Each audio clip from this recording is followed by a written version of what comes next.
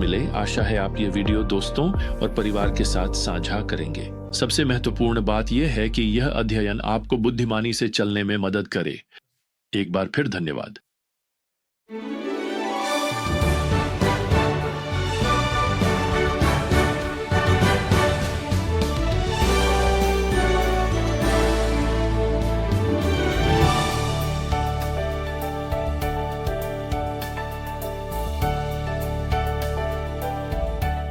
मैंने पढ़ा है कि अगर किसी बड़े शहर के अस्पताल के प्रसूति वार्ड में रिकॉर्ड केवल 99.9% ही सही रखे जाएं, तो वे हर दिन कई नवजात शिशुओं को गलत माता पिता को सौंप देंगे। अगर फार्मेसियां केवल 99.9% मामलों में ही सही हों, तो वे हर साल 21,000 दवाइयों के पर्चे गलत भरेंगी और उन्हें गलत लोगों को दे देंगी। आप जानते हैं, मुझे नहीं लगता कि हम इन मामलों में 100% से कम सटीकता से खुश होंगे। क्या आप कल्पना कर सकते हैं कि शादी के मंडप पर दूल्हा अपनी दुल्हन से कहे, मैं तुम्हारे प्रति 99% वफादार रहूंगा?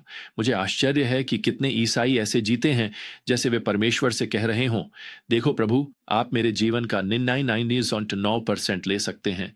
मैं आपको रविवार से शुक्रवार तक दूंगा, लेकिन शनिवार रात मेरी है। तो प्रियजनों, मैं आपको बताना चाहता हूं कि प्रभु के प्रति समर्पित होने का अर्थ है कि आप 100% ईमानदारी, उत्कृष्टता और सत्यनिष्ठा के प्रति समर्पित हैं। आप असफल हो सकते हैं और होंगे भी, लेकिन आपका लक्ष्य कभी नहीं बदलता। और जैसे ही हम एक बार फिर पौलुस के तीतुस को लिखे इस छोटे से पत्र में आगे बढ़ते हैं, प्रेरित इस पत्र को इस चुनौती के साथ समाप्त करते हैं कि विश्वासी अच्छे कार्यों के प्रति, उत्कृष्टता और सत्यनिष्ठा के प्रति समर्पित रहे। समर्पित शब्द 99.9% का शब्द नहीं है। यह जीवन भर की प्रतिबद्धता है। यह वही गवाही है जो कहती है, मेरे बारे में सब कुछ पूरी तरह से प्रभु का है। अब तीतुस अध्याय 2 में पौलुस ने चर्च के भीतर मसीहियों की गवाही और आचरण पर बात की थी, लेकिन अब यहाँ अध्याय 3 में वह हमारी गवाही और हमारे आचरण पर दुनिया के बीच में ध्यान केंद्रित करते हैं। यहाँ की पहली 2 आयतें बताती हैं कि हमें दूसरों के साथ कैसा व्यवहार करना चाहिए। पौलुस हमारे शासकीय अधिकारियों के साथ संबंध से शुरू करते हैं। वह तीतुस से कहते हैं कि वह उन्हें याद दिलाए कि वे शासकों और अधिकारियों के अधीन रहें, आज्ञाकारी रहें और हर अच्छे काम के लिए तैयार रहें। वैसे पौलुस यही बात रोमियो के अध्याय 13 और प्रथम तीमुथियुस के अध्याय 2 में भी कहते हैं। वह मसीहियों से आग्रह कर रहे हैं कि वे राजाओं और सभी उच्च पदों पर आसीन लोगों के लिए प्रार्थना करें। इसलिए यह मसीहियों का कर्तव्य है कि वे अपने ऊपर अधिकार रखने वालों का सम्मान करें और उनकी आज्ञा मानें, चाहे वह कोई पुलिसकर्मी हो या पार्षद, जब तक कि वे आपसे परमेश्वर की आज्ञा का उल्लंघन न करें। लेकिन अब इसके लिए तैयार हो जाइए। हमारा दायित्व केवल आज्ञाकारिता से कहीं आगे जाता है। हमें हर अच्छे काम के लिए तैयार रहना है। अब इस संदर्भ में इसका अर्थ है कि हमें अपने नेताओं और अपने समुदाय की सेवा करने के लिए हर अच्छे काम में उत्साहित और तत्पर रहना चाहिए, भले ही इसके लिए हमें अतिरिक्त प्रयास करना पड़े। प्रियजनों, मसीही को अपने समुदाय के लिए एक संपत्ति होना चाहिए। साफ तौर पर मसीहियों को अपने देश के सबसे अच्छे नागरिक और यदि संभव हो तो अपने समुदाय के लिए आशीर्वाद होना चाहिए। अब पद 2 यह स्पष्ट करता है कि हमारे अच्छे काम सभी लोगों तक फैलने चाहिए। पौलुस यहाँ लिखते हैं कि हमें किसी के बारे में बुरा नहीं बोलना चाहिए और झगड़ों से बचना चाहिए। बुरा बोलने का अर्थ है किसी की निंदा करना या उनके बारे में अपमानजनक ढंग से बोलना। हमें झगड़ों से भी बचना चाहिए, क्योंकि यह ऐसा बुरा व्यवहार दर्शाता है जो लोगों को मसीहियत से दूर कर सकता है। अब सकारात्मक पक्ष पर पौलुस यहाँ लिखते हैं कि हमें कोमल और सभी लोगों के प्रति पूर्ण शिष्टाचार दिखाना चाहिए। आपने शायद देखा होगा कि यह एक ऐसा विचार है जो आज की संस्कृति से गायब होता जा रहा है। शिष्टाचार तो आप अपने पड़ोसियों के साथ कैसा व्यवहार करते हैं, खासकर उस असभ्य पड़ोसी के साथ? जब कोई व्यक्ति हाईवे पर आपकी लेन में आना चाहता है, तो आप कैसे प्रतिक्रिया देते हैं? वे अपनी एंट्री लेन से प्रवेश करने की कोशिश कर रहे हैं। क्या आप रुकते हैं और उन्हें आने देते हैं? रेस्टोरेंट में उस वेट्रेस के साथ आप कैसा व्यवहार करते हैं? जब कोई आपके साथ असभ्य भाषा में बात करता है, तो आप कैसे पेश आते हैं? तो मैं आपको बता दूं, दूसरों के साथ पूरी शिष्टता से पेश आना आपकी गवाही को मसीह के लिए बेहद अनोखा और आकर्षक बना देगा। असल में यह दर्शाता है कि यीशु हमारे साथ कैसा व्यवहार करते हैं। यीशु हमारे साथ दया, करुणा और शिष्टता से क्यों पेश आते हैं। पौलुस लिखते हैं कि यह कितना अद्भुत है, खासकर इस बात को ध्यान में रखते हुए कि हम कौन थे। पद 3, हम भी कभी मूर्ख, अवज्ञाकारी, भटके हुए, विभिन्न वासनाओं और सुखों के दास थे। अपने दिन द्वेष और ईर्ष्या में बिताते थे, दूसरों से घृणा करते थे और एक दूसरे से घृणा पाते थे। लेकिन जब हमारे उद्धारकर्ता परमेश्वर की भलाई और प्रेम प्रकट हुआ, तो उसने हमें बचा लिया। मुझे ये बहुत पसंद है कि पौलुस इसे किस तरह कहते हैं। हम मूर्ख थे, अवज्ञाकारी थे, वासनाओं और सुखों के दास थे, लेकिन मुझे वह छोटा सा संयोजन शब्द लेकिन बहुत पसंद है। वह सब कुछ बदल देता है। लेकिन उसने हमें बचा लिया। यीशु ने हमें पाप की शक्ति और पकड़ से बचाया, पापमय जीवन शैली के परिणामों से बचाया। उसने हमें क्षमा किया। उसने उसने हमें अनंत जीवन दिया। उसने हमारे जीवन को सही मार्ग पर लगा दिया। यह सबसे स्वस्थ मार्ग है जिस पर आप कभी चल सकते हैं। जैसा कि पौलुस ने इस पत्र में कई बार कहा है, वह यहाँ फिर से 5वीं आयत में कहते हैं कि हमारा उद्धार हमारे द्वारा धार्मिकता में किए गए कार्यों के आधार पर नहीं था, बल्कि उसकी अपनी दया के अनुसार था। हमारे पास अपने उद्धार का कोई भी हक नहीं था। हम इसके योग्य नहीं थे। हम इसे कमा नहीं सकते। यह उसकी दया पर आधारित था। दया को परिभाषित किया जाता है, ईश्वर की दयालुता उन लोगों के लिए जो दुख में हैं। दया ईश्वर की दयालुता है उन लोगों के लिए जो दुखी हैं। पौलुस यहाँ इफिसियों अध्याय 2 में लिखते हैं, इस अद्भुत वचन में वे कहते हैं, परमेश्वर जो दया में धनी है, उस महान प्रेम के कारण जिससे उसने हमसे प्रेम किया, यहाँ तक कि जब हम अपने अपराधों में मरे हुए थे, तब भी उसने हमें मसीह के साथ जीवित किया। अनुग्रह से तुम उद्धार पाए हो।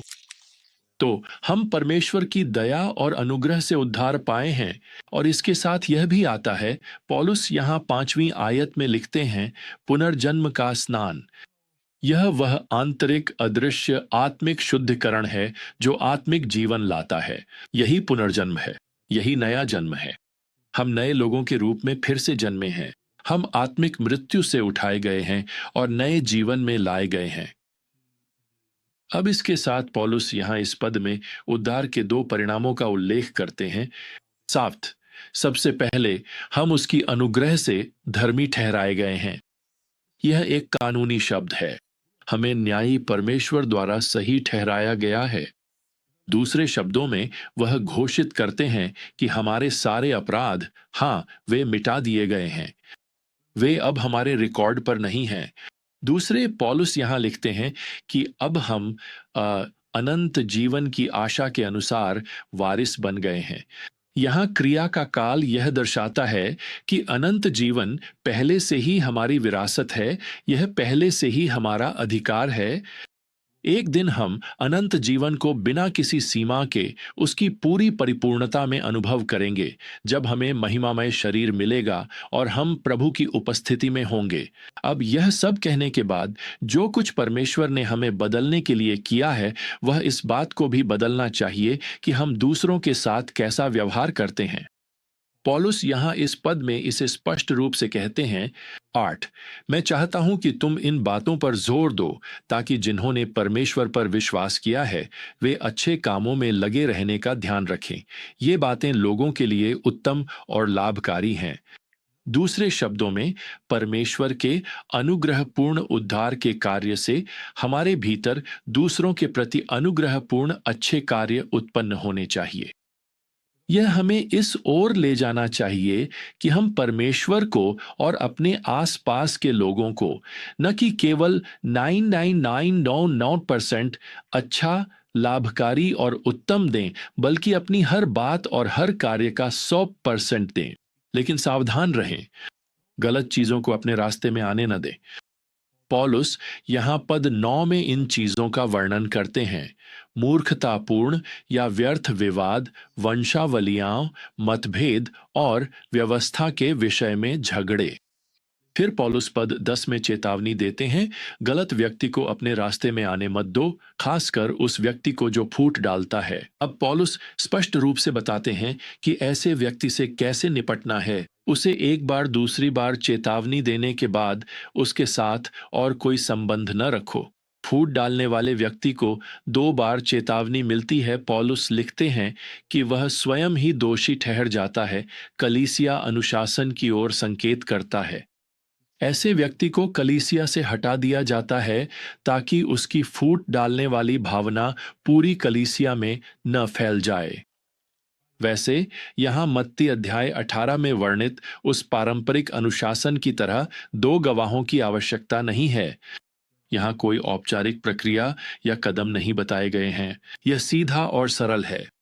संभावना अधिक है कि फूट डालने वाले लोगों को कलीसिया के भीतर मंच नहीं दिया जाना चाहिए। जितना अधिक समय आप उन्हें देंगे, वे उतनी ही अधिक फूट पैदा करेंगे और यही वे चाहते हैं। इसलिए आपको जल्दी से जल्दी इस समस्या से निपटना चाहिए, क्योंकि वे भी जल्दी से जल्दी असंतोष और फूट के गुट बनाना चाहते हैं। इसलिए पौलुस कहता है, जल्दी से और जितना जल्दी हो सके 2 चेतावनियों के बाद उन्हें सभा से हटा दो। अब जब पौलुस तीतुस को यह पत्र समाप्त कर रहा है, तो वह फिर से प्रभु और दूसरों के प्रति पूर्ण समर्पण के विचार पर लौटता है। वह यहाँ 14वीं आयत में लिखता है, और हमारे लोग अच्छे कामों के लिए स्वयं को समर्पित करना सीखें। दूसरे शब्दों में, आइए हम अपनी दुनिया को दिखाएं कि परमेश्वर, जिसने हमारे लिए स्वयं को 100% दिया, ने हमें बचाया है, हमें बदल दिया है, हमें सामर्थ्य दी है, ताकि अब हम भी अपनी पूरी जिंदगी 100% यीशु मसीह को, अपने आसपास के ज़रूरतमंद लोगों को और उस दुनिया को दे सकें जो हमें देख रही है, ताकि वे हमारे अच्छे कामों को देखकर हमारे स्वर्गीय पिता की महिमा करें। खैर, यही हमारी गवाही आज हो, हर समय 100%। तो जब तक हम फिर से यात्रा शुरू न करें, प्रियजनों, प्रभु यीशु मसीह का अनुग्रह, परमेश्वर का प्रेम और पवित्र आत्मा की संगति आप सभी के साथ बनी रहे। आमीन।